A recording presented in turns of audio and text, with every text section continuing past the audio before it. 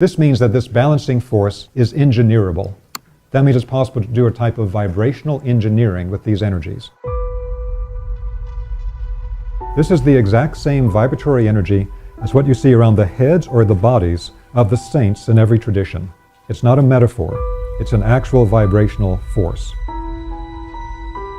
There are ways this can be engineered and activated, and they use this all the time in the ancient world. They could use it from anything from powerful spiritual activations to profound healing to projecting extremely toxic and deadly vibrations.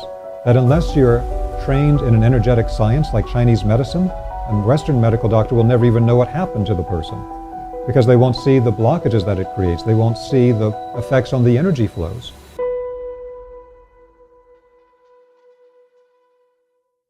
So when I began to work with vibrational teachings and methods of different traditions all over the world, which I was able to focus on during the 12 years that I spent at the university getting my doctorate in international studies, there's always a challenge because different traditions will look at the vibrational realities around us, the vibrations that affect human consciousness, that affect our thoughts, our feelings, as well as our energy system every moment of every day. They'll analyze these through different methods. There's a concept that I refer to as the number prism, that to understand any phenomena, what we do in a modern scientific approach is we divide it into its component parts. And so what you'll find in India, for example, to understand healing vibrations, they tend to divide them into 3 different parts. And they'll talk about the 3 gunas. They'll talk about vata and pitta and kapha. These are 3-fold division. In the West, there'd often be a 4-fold division of the 4 elements. In China, a 5-fold division of the 5 elements. To fully understand any system in the world and to be able to differentiate out every one of its core aspects requires at minimum a 12-fold division. This is a classical teaching from great spiritual and healing traditions in the world. That's why there are 12 disciples around the Christ, why there are 12 imams in Shia Islam, while there are a division of the stars into 12 signs of the zodiac around the sun. It's 12 around the one. For those of you that know sacred geometry, and you look at how a cube is structured, a cube is the form that gives rise to matter. The cube has 12 lines that define the cube. If you look at a sphere, you can fit exactly 12 spheres around a central sphere. Again, 12 around the one. So, to lead to the discussion directly of this, I want to give a frame of reference of what we have done to create modern technology. Because sometimes we take for granted that we live in an age of technological miracles. We just are so exposed to it every day we don't think about it anymore. But the world has been completely transformed in the last 100 years through discoveries that have taken place over the last 150 years. Now, what I'm referring to here is that to have a science, you need to be able to differentiate any aspect of things into its component parts. You need to have a spectrum, what we would call spectrum analysis. So one of the first breakthroughs that we had was the identification of every type of matter that exists in the physical world. In the ancient world, you never had that. So we live in a material world, but we didn't know what all the different pieces of matter were until the latter part of the 1800s with the identification of the periodic table of elements. What we call the periodic table of elements is really the identification of the complete spectrum of matter itself. That opened up everything in material science for all of our modern technology. But then there was another breakthrough that took place in the late 1800s and then was finalized in the year 1932. And that was identifying the complete spectrum of electromagnetic energy. Because until 1932, with the identification of microwaves, we didn't have an understanding of the complete spectrum of electromagnetic energies. So what you find in many classical traditions is that they will talk about different levels of creation. So there's the physical level, there's the etheric life energy level, that in China would be called Qi, or in Japan would be called Ki, or in India would be called Prana. The Greeks would call it the ether. So this etheric vital force energy is above that of the physical. Then there are consciousness levels, beginning with what we call in the West the astral level. Well, with all these different levels, we have to understand a progression that is taking place in modern science. People don't properly understand what electromagnetic energy is, Because time and time again, in subtle energy research in modern times, things dealing with etheric life force, with Qi, we try to get validity from modern science by saying the vital life force is electromagnetic. Electromagnetic energy is not the vital life force. If it was, you could plug the base of your spine into an electrical outlet and get charged up. But it doesn't work that way. In fact, as we'll describe later tonight, there's a vibrational component in electromagnetic energy that is extremely toxic. And that's why people get electrosensitivity and have detrimental effects from electrical fields. What the vital life force is, that's above the level of the physical, in every classical tradition, they understood that this vital life force is what went into the physical and animated it. It's the animating power. So when we understand that, we'll understand that when that power has animated the physical body through what the Chinese call the universal Qi field, or what the Greeks would call the ether, that animation process creates resistance passing through the conductor of the human body, passing through the conductor of physical materials, and that means that this faster than light energy slows way down. And this particular energy from the ether begins to decay. The decay of the etheric energy, of the vital force energy, is what we call electromagnetic energy. That's why Nikola Tesla, in his work, said, well, today in technology, we worked with retarded Hertzian waves that are slower than light. But Tesla, in the 1890s, said there's another type of wave, scalar waves, that are faster than light. And that's the real thing behind the electromagnetic energy. So for what I'm about to describe to you, the concept is then that our electromagnetic energy is in fact decayed life force. It's the decayed vital energy that animates living beings. But it became a shadow substance in electromagnetic energy. Now it becomes gross enough, it becomes dense enough that we can use it to do things like turn a physical motor and create our modern technology. Hard to do that with the ether. You can animate a living being. And it's said that some traditions have been able to harness the ether to be able to turn motors. And there's a lot of work going on in this field today in things like the Tesla Society. But that gross level of the energy and electromagnetic energy is what we use in modern technology. So the discovery of this vibrational spectrum of all the subtle energies that are too subtle to be picked up by electromagnetic equipment began to take place in the 1930s in France. One of the major researchers was a radio wave engineer named Louis Turin.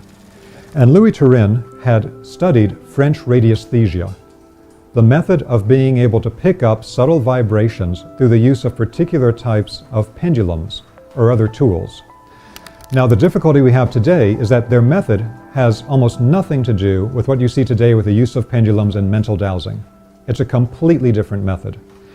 In this work, they don't ask any mental questions. They don't program the pendulum mentally ahead of time for movement.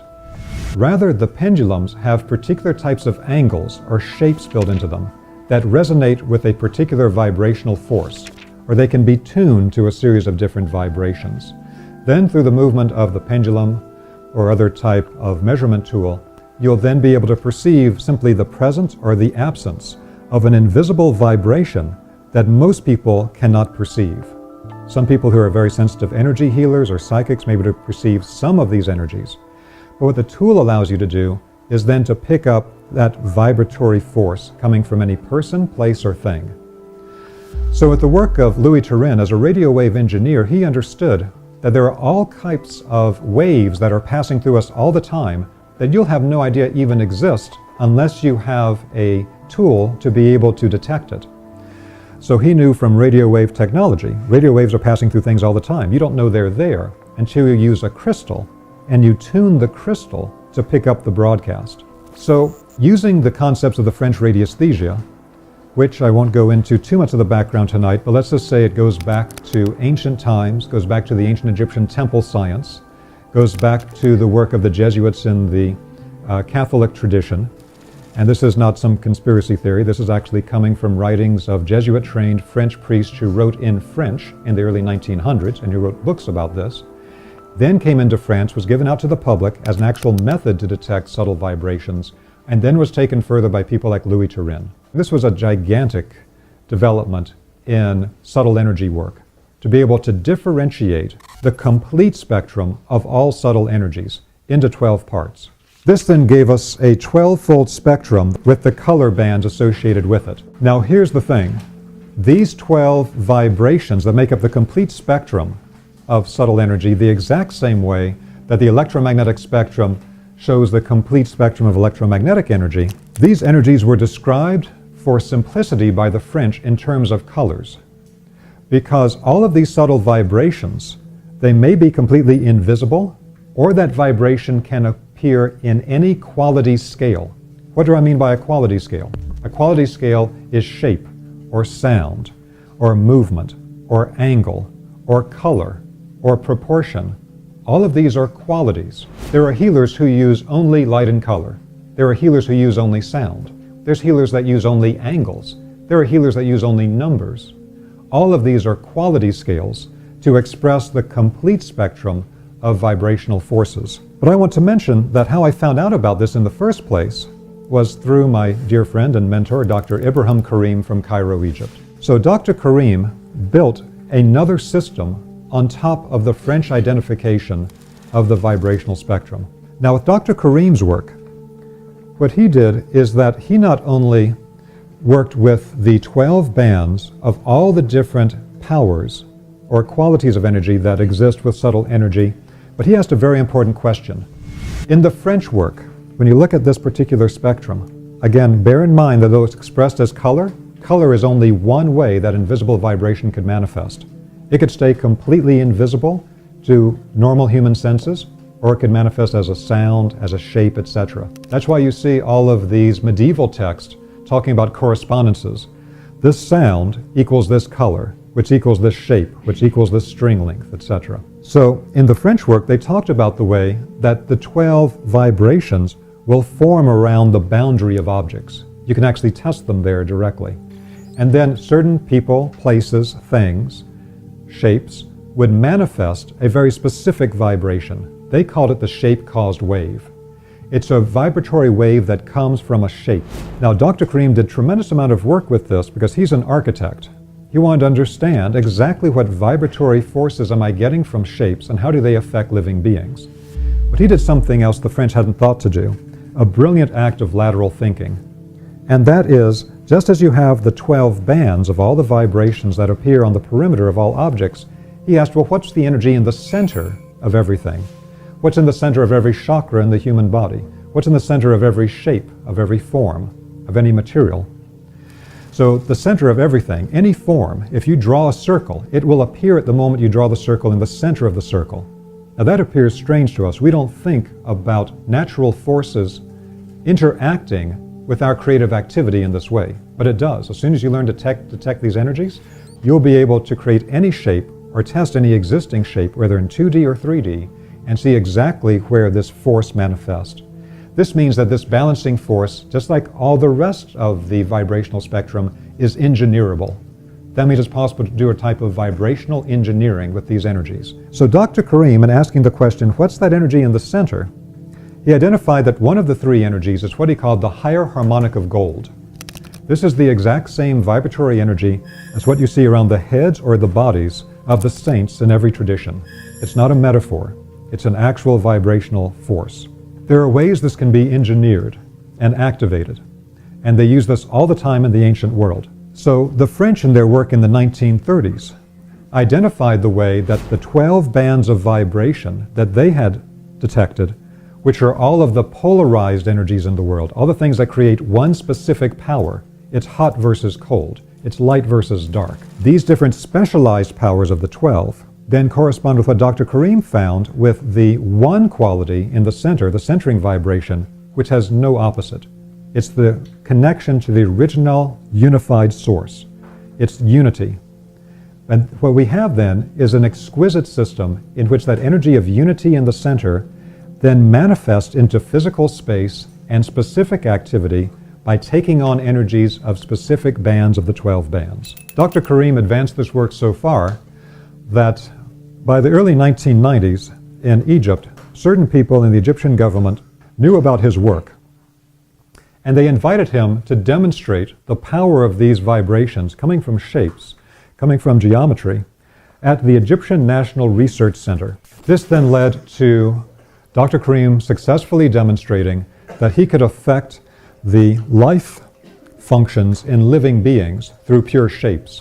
So for example, he put one geometric form over a fast replicating cell culture, left another alone, and showed that the one left alone would replicate normally, very fast replication of cells. The other one went into suspended animation and had no replication of cells until you took the geometry off. Why? Because that created the specific vibration that creates suspended animation. Other vibrations create all types of other functions. Every subtle energy function that exists can be identified and directed through the universal vibrational spectrum. So at the Egyptian National Research Center, when he showed that to the biologist and the chemist and the physicians that were there, they didn't know what to make of it. I have a copy of their research report where they said, we cannot account for this effect with our modern knowledge in science and technology. So they actually created a branch at the Egyptian National Research Center for the study of the effect of geometric forms on life functions. He was the one that identified the centering vibration. Brilliant work. And all kinds of different ways that this can be used to design anything, or be applied to the human energy field, or to balance the energy of land, or to transmute detrimental energy from all types of vibrational sources, earth energy lines, electromagnetic fields, all kinds of things, into something highly beneficial. But what he doesn't focus on, because he's focused completely on the centering vibration, is he doesn't teach much about or do much research with the 12 bands. So from my perspective, I became very fascinated with the 12 bands. Ibram's done a masterwork with the centering vibration. But the 12 bands, I felt there was a huge amount of work that was given out by the French that I was finding in the translation project from their text, where they were describing the use of these vibrations in ancient Egypt, in China, in India, in Easter Island, in all kinds of ancient cultures. And their observations in these texts are absolutely stunning for how they knew to generate these vibrations and then project them. They could use it from anything from powerful spiritual activations to profound healing to projecting extremely toxic and deadly vibrations. That unless you're trained in an energetic science like Chinese medicine, and Western medical doctor will never even know what happened to the person because they won't see the blockages that it creates. They won't see the effects on the energy flows or how it changes the vibratory forces in the body at certain energy centers. So what I wanted to do is I wanted to make sure the work with the 12 bands didn't get lost. And so I've been doing work now for years in being able to identify exactly what power is in each of the 12 bands. Every one of these 12 bands is a divine power from the unified source, from the Godhead, from a divine beginning that has to do with all the subtle energies that create life and life functions in the world. These are the subtle energies, the complete spectrum of them. With that, these means that these are all specific divine powers. Each one of the bands has a divine power. So I've spent years in researching in the French text and in many other bodies of work, as well as doing my own research over the last 15 years to identify exactly what power each band has. This then brings us to understanding the powers that are inherent in vibrations for things like vibrational healing, vibrational medicine. And one of the great references that we use today for this is the field of cymatics. Cymatics shows you how sound vibrations shape matter. So for example, if you have powder on a flexible membrane, or you have a liquid or a paste or an oil, or all these things that, not coincidentally, also correspond to certain substances in the human body, and you then apply a vibration to it, then that vibration, as soon as the sound hits the material is free enough to form into a specific shape, a specific mandala like this. And what you see in the cymatics work is that the moment you change the sound vibration, the visible shape changes. And what this means is if you can find the right sound vibration, you can find exactly the sound vibration that will resonate matter to create a specific function, including in living beings. And I want to mention to you that one of the things he discovered is that when you apply the sound vibration, it'll take the two-dimensional surface of the liquid, the paste, the powder, etc., immediately form a perfect mandala.